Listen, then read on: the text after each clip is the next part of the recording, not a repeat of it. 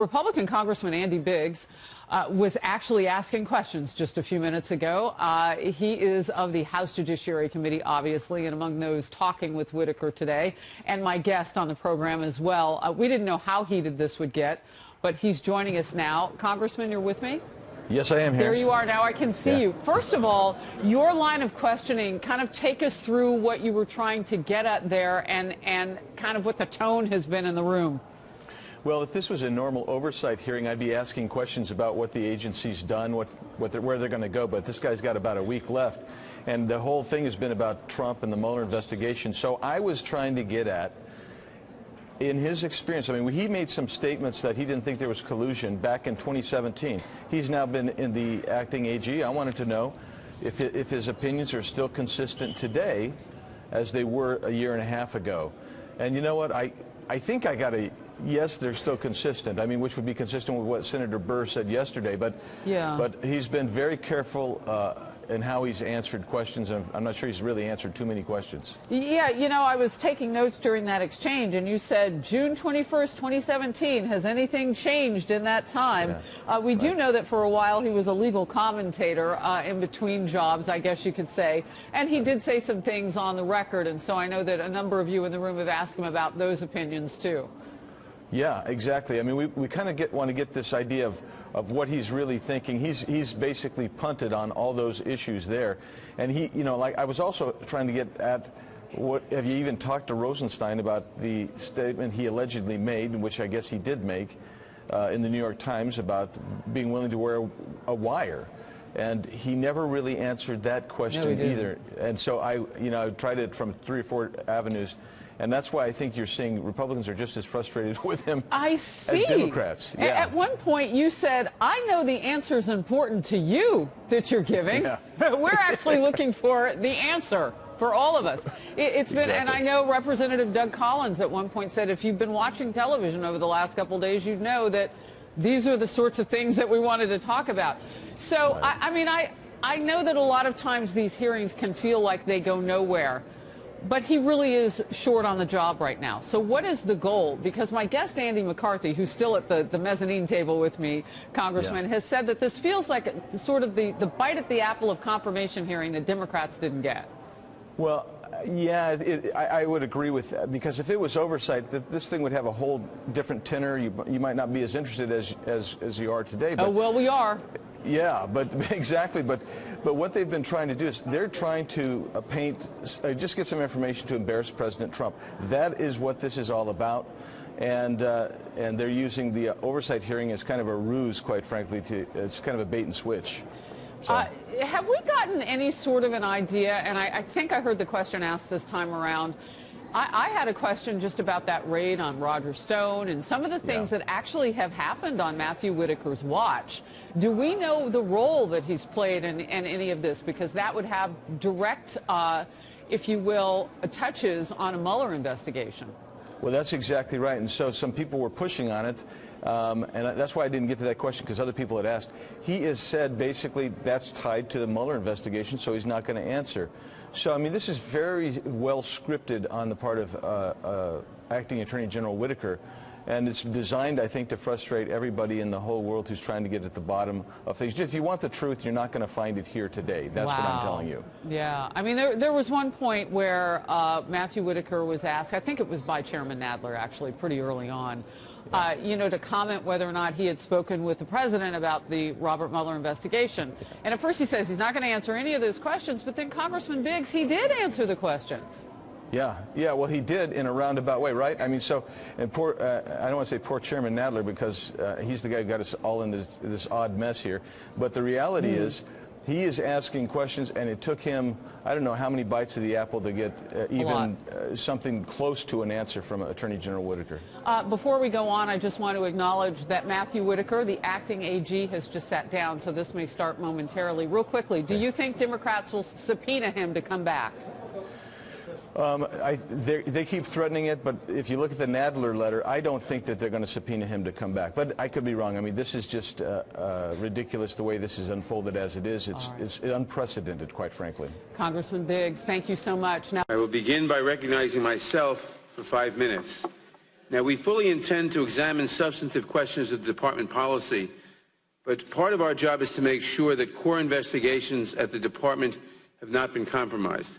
So, at a press conference last week, sir, you said that you have been fully briefed on the special counsel's investigation. I would like to better understand that comment. Yes or no?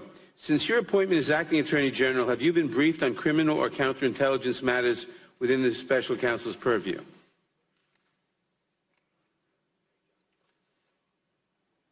Chairman, thank you for that question. As you know, I cannot talk about ongoing investigations. You can say whether you've been briefed or not. And as you commented about my recent press conference, as it relates to the special counsel's investigation, I have been briefed on it. So the answer is yes. Thank you. Were you briefed on those matters at any point while you were serving as Chief of Staff to Attorney General Sessions?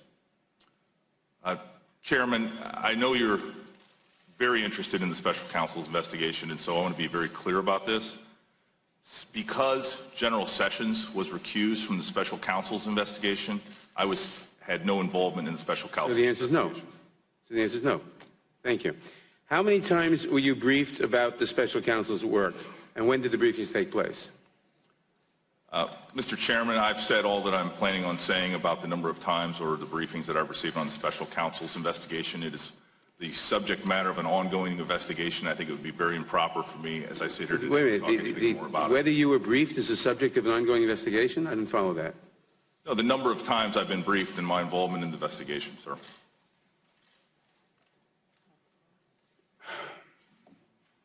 Well, it's our understanding that at least one briefing occurred in December before your decision not to recuse yourself on December 19th and Christmas Day. Is that correct? What's the basis for that question, sir? Yes or no?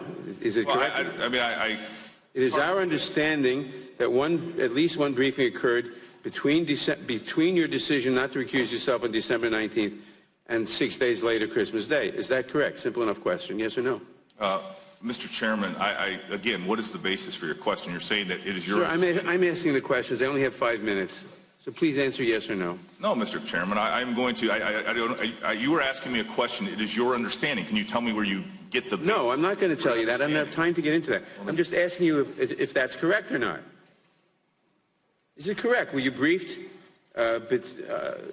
in that time period between December 19th and Christmas Day? Simple question, yes or no? Congressman, if every member here today asks questions based on their mere speculation...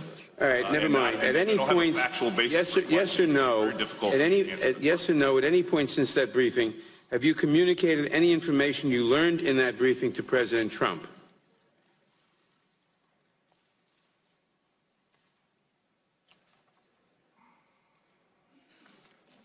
Mr. Chairman, I know that there is a unique and special interest in this. I'm sorry? It's a yes or no question. Have you communicated anything you learned in that briefing about the investigation to President Trump? Yes or no? Mr. Chairman, as I've said earlier today in my opening remarks, I do not intend today to talk about my private conversations with the President of the United States. But to answer your question, I have not talked to the President of the United States about the special counsel's investigation. So the answer is no. Thank you. To any other White House official? Again, Mr. Chairman, as I mentioned in my opening statement, I do not intend today to talk about my private conversations with the President nor White House officials. But I will tell you, consistent with what I've already said, I have not talked about the special counsel's investigation with senior White House officials. Okay. To any third party not already briefed about the special counsel's investigation who might have conveyed that information to the President or his legal team? Who do you consider third-party individuals? Well, it's really for your consideration.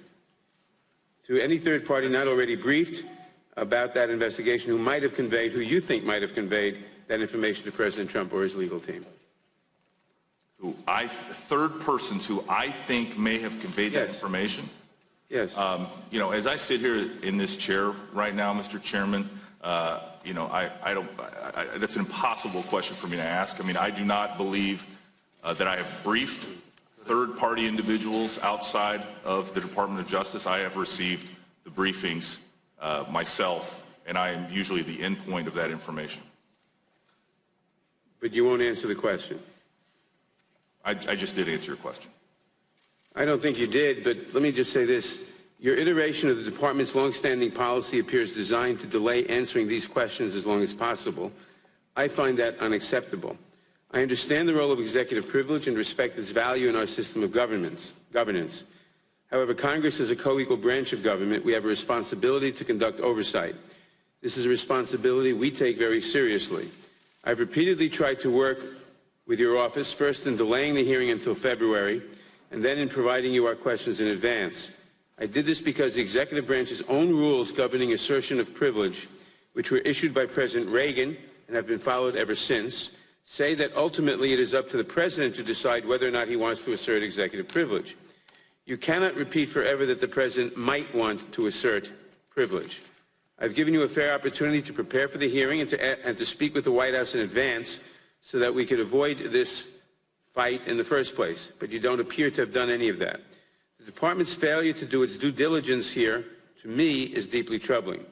I do not believe that issuing a subpoena here would correct the problem, but I'm going to give you the opportunity to rectify the situation. After today's hearing, we will attempt to reach an accommodation with the department to obtain answers to these questions. As part of that process, I ask for your commitment to return for a deposition before this committee in the coming weeks, under oath, with an understanding that the transcript will be released to the public as soon as practicable thereafter. Any questions that are unanswered today or require consultation with the White House will be asked again at that proceeding, and I expect either a clean answer or a proper assertion of privilege claimed by the President. I would ask members on both sides of the aisle to make those questions clear for the record so we know what must be addressed at the future proceeding. Now, in your capacity as Acting Attorney General, have you ever been asked to approve any request or action to be taken by the Special Counsel? Mr. Chairman, I see that your 5 minutes is up, and so I'm here voluntarily. We have agreed to 5-minute rounds, and the committee. I think that's a fine place to end the 5-minute rule. The committee will come to order. I will point out that we didn't enforce the 5-minute rule on Acting Attorney General Whitaker. We will. I understand, Mr. Chairman. I was just saying that might be a good breaking point at that point for you. No, the Attorney General was in the middle of saying something. Answer the question, please. Regular order. Should I ask the question? Okay. Yeah, in your capacity please as ask acting, the question. let me just repeat the question so people remember what we're talking about. In your capacity as Acting Attorney General, have you ever been asked to approve any request or action to be taken by the Special Counsel?